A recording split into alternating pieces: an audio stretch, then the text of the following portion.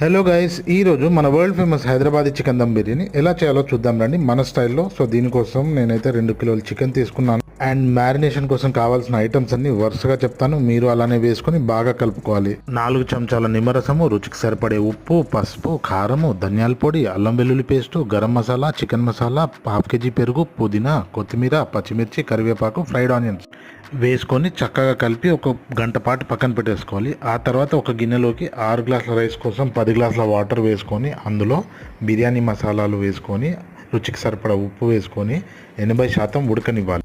అలా ఉడికిన రైస్ని మనం మ్యారినేట్ చేసుకున్న చికెన్ గిన్నెలోకి లేయర్స్లా వేసుకొని ఫ్రైడ్ ఆనియన్స్, పుదీనా, కొత్తిమీర చల్లుకొని ఒక చెంచా నెయ్యి వేసుకొని దమ్ పెట్టేసుకోవాలి. 5 నిమిషాలు హై ఫ్లేమ్లో, 20 నుంచి 25 నిమిషాలు లో ఫ్లేమ్లో పెట్టేసుకోవాలి. ఇంకేముంది, మన టేస్టీ దమ్ బిర్యానీ రెడీనండి. ఇలాంటి మరిన్ని తిండి ముచ్చట్ల కోసం నా ఛానల్ని సబ్స్క్రైబ్ చేసుకోవడం మర్చిపోకండి. ఉంటాను మరి, బాయ్.